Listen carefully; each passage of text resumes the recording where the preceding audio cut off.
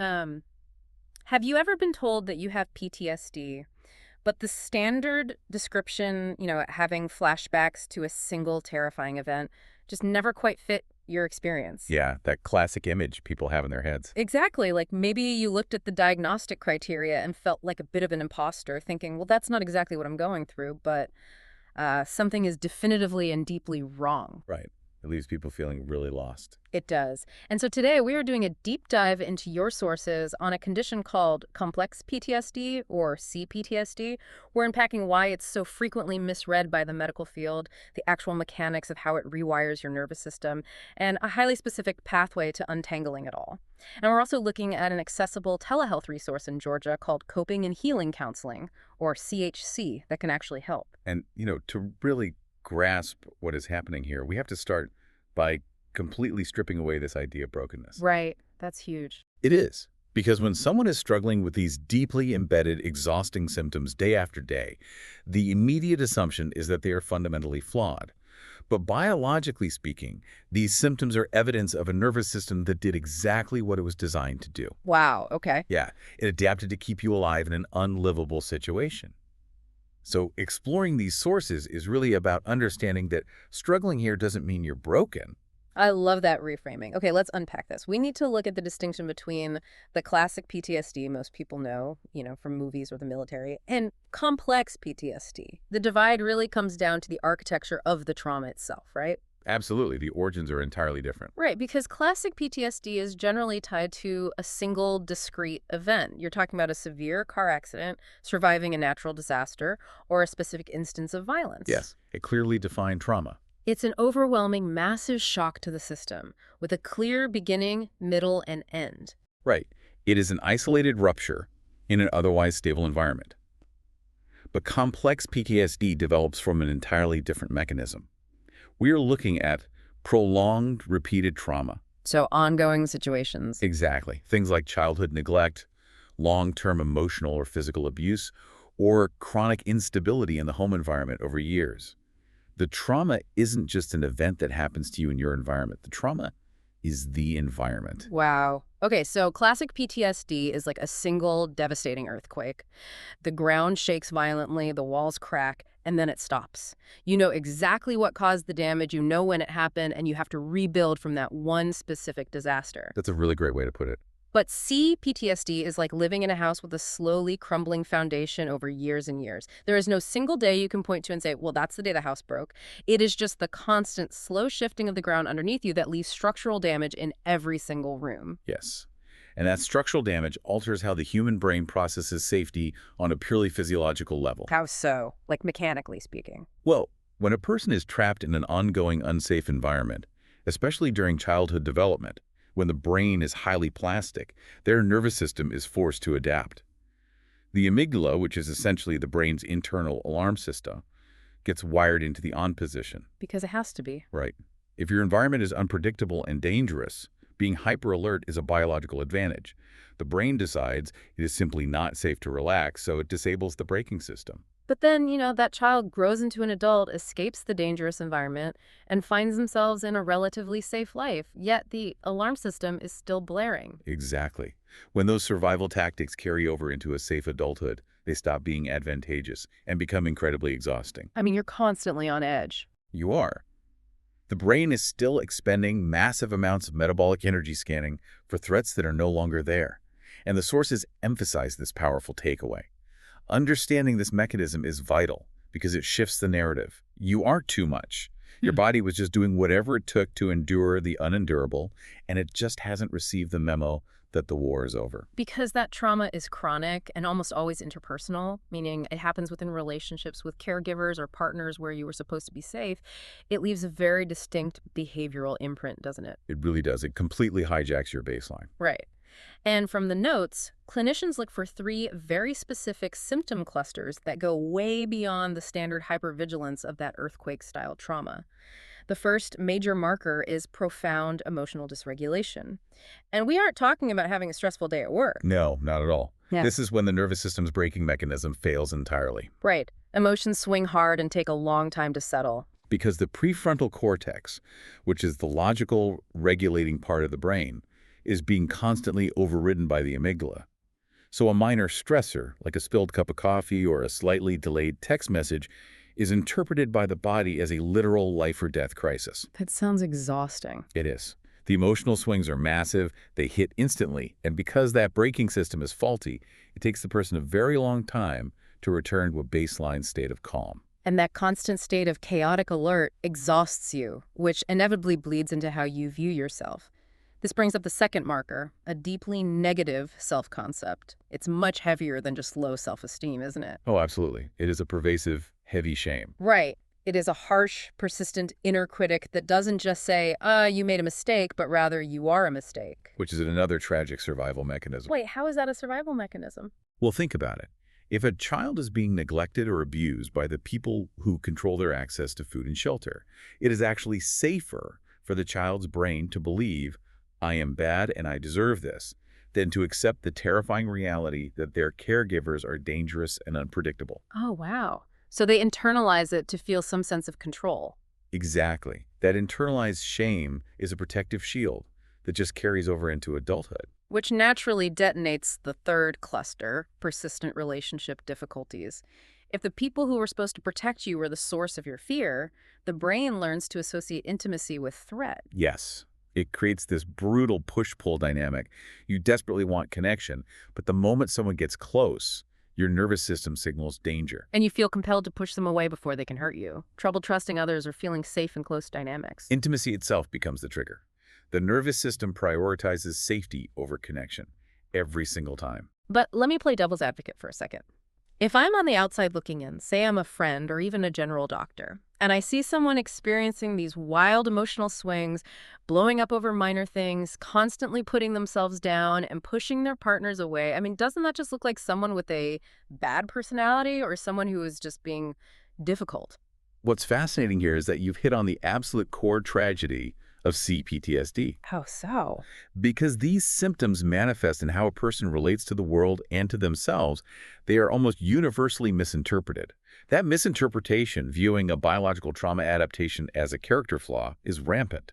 It happens in everyday relationships, but most devastatingly, it happens within the medical and psychiatric communities. So the clinical blind spots here are massive. Someone goes to a doctor seeking help, and because the clinician doesn't have the specific lens of complex PTSD, they just see the surface behaviors. Right. They label the patient with borderline personality disorder, or they decide it's treatment-resistant depression because standard SSRIs aren't touching the root cause. Or, if the patient is emotionally dysregulated in the office, the clinical staff simply writes them off as a difficult patient.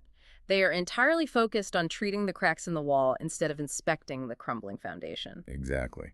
And the human cost that misdiagnosis cannot be overstated. It leads directly to what is known as system fatigue. System fatigue. So what does this all mean for the person actually going through it? Well, imagine spending years, sometimes decades, cycling through different providers.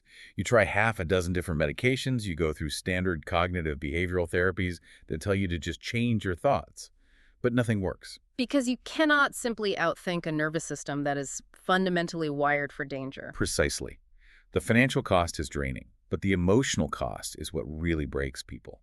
When a patient goes through all those failed interventions, that deeply rooted CPTSD shame takes the wheel. They end up concluding that the problem is simply them. Yes.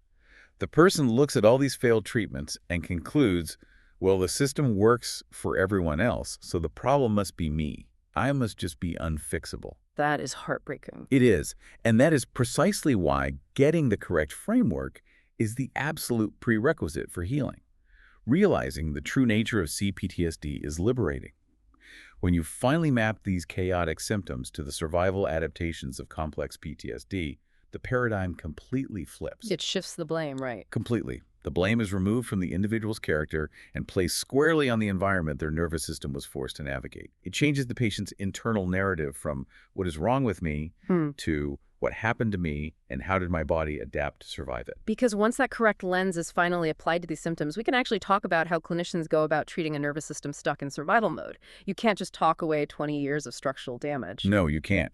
Healing requires specific, evidence-based treatment modalities that go far beyond standard talk therapy. In fact, standard talk therapy can sometimes even exacerbate CPTSD. Wait, really? How? If it forces the patient to relive trauma without providing tools to regulate their body's physical response. The clinical focus has to be on therapies that process trauma at a nervous system level. From the sources, EMDR or eye movement desensitization and reprocessing is a primary direction here. Okay, but how does EMDR actually work mechanically? I think people hear about EMDR and it sounds a bit like magic or just staring at a light. It relies on the working memory. When you recall a traumatic memory, your amygdala often fires as if the event is happening right now, flooding your body with panic.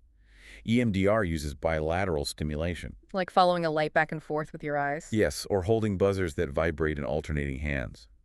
This bilateral movement taxes your working memory.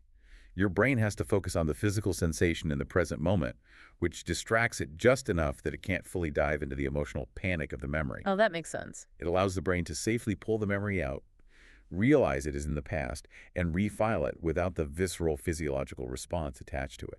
You are basically giving the alarm system a busy task so the logical brain can sneak in and reorganize the files. Precisely.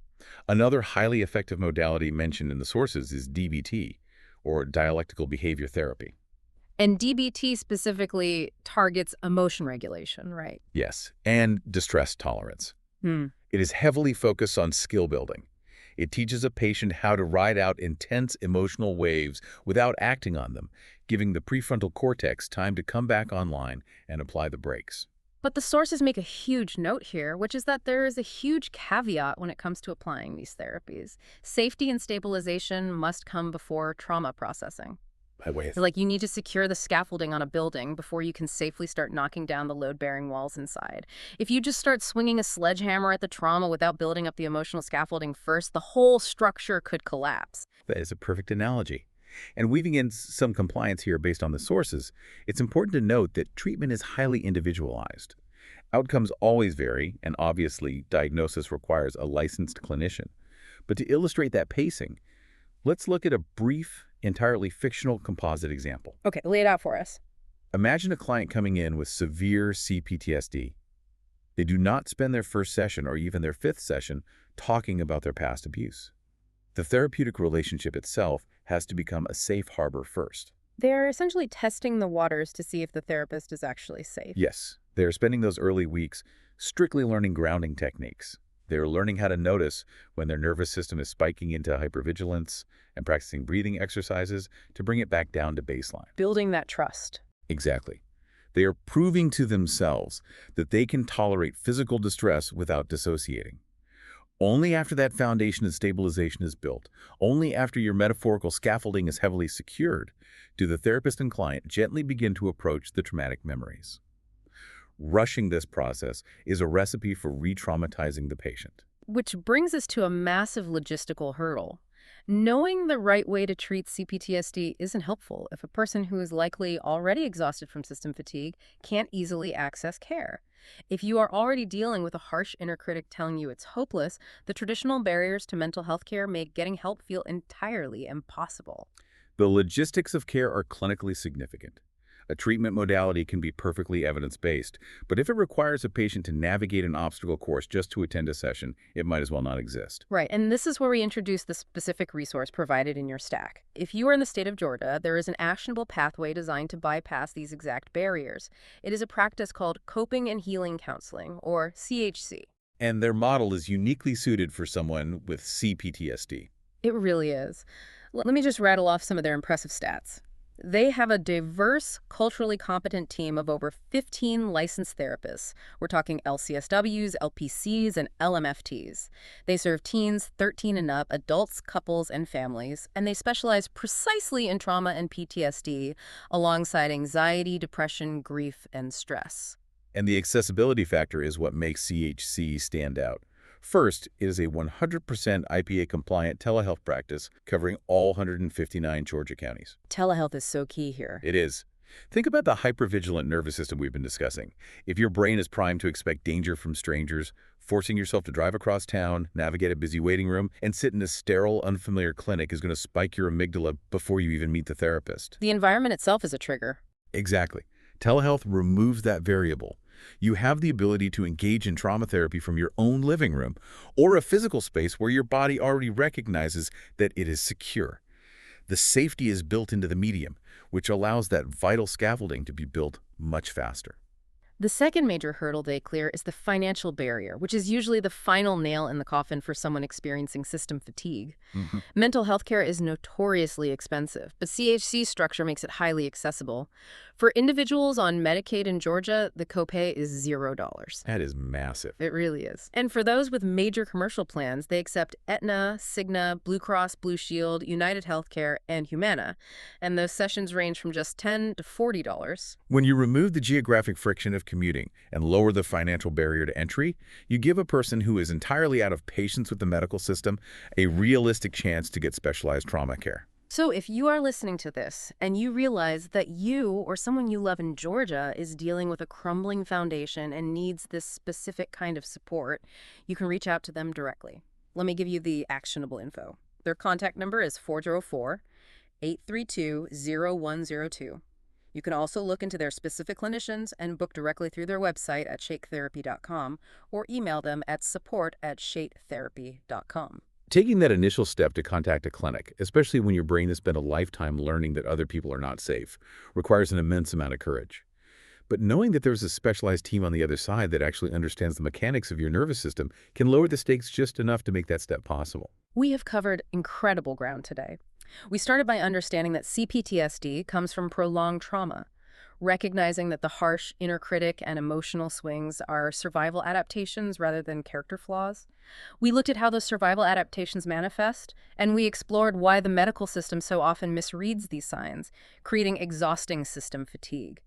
And finally, we learned that there is specialized, accessible telehealth care available through CHC. As we wrap up, there's one final provocative thought I want to leave you with to mull over.